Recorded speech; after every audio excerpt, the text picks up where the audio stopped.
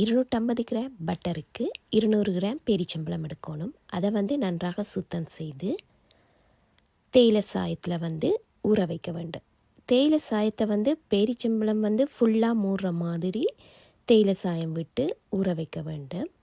இதற்குள்ள 1 table spoon baking powder போட்டு நன்றாக கலந்து ஊற வைக்கணும்.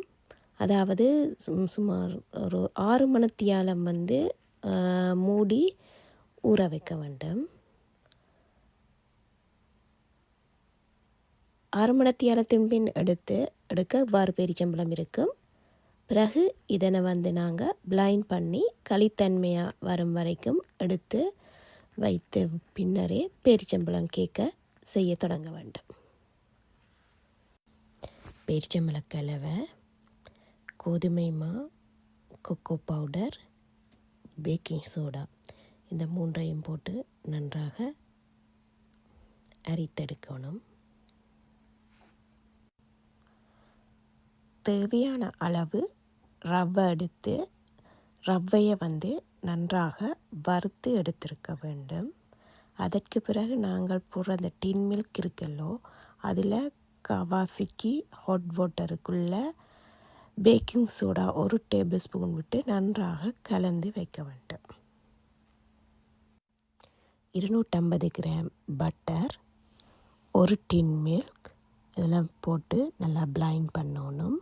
அதுக்குள்ளே தேவையான அளவு சுகர், நான் 1/2 கப் சுகர் போட்டேன்.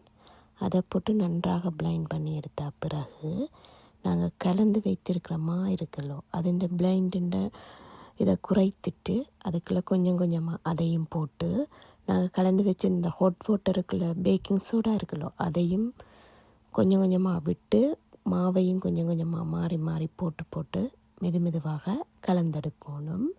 அப்படி கலந்தெடுத்த பிறகு பேரிச்சம்பழம் இந்த பேஸ்ட் இருக்குல்லோ அதுக்குள்ளே சாதிக்காய் பவுடர் சேர்த்து மிக்ஸ் பண்ணி வைத்திருக்கணும். அதை நாங்கள் நல்லா மிக்ஸ் பண்ணிவிட்டு இனி கேக்குக்குள்ளே போட்டு கலந்தெடுக்க போகிறோம். வறுத்த ரவையை அந்த கலவைக்குள்ளே போட்டு நாங்கள் இனி மிக்ஸ் பண்ணணும். இனி பிளைண்டரில் போட்டு பிளைண்ட் பண்ண தேவையில்லை, கையால் நன்றாக மிக்ஸ் பண்ணி விடணும்.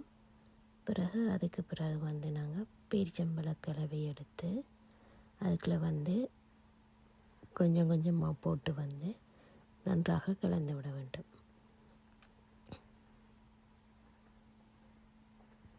அதாவது இப்படி பேரிச்சம்பழ கலவையை போட்டு நல்லா கலக்கணும். அது கலந்து விட்ட பிறகு இப்படி இருக்கும். அதற்கு பிறகு நாங்கள் ஒரு ட்ரையொண்டில் போட்டு இப்படி போட்டுட்டு 175 பாகை செல்சியஸில் ஒரு 40 நிமிஷம் விட்டு எடுத்தால் பேரிச்சம்பழ கேக் ரெடி.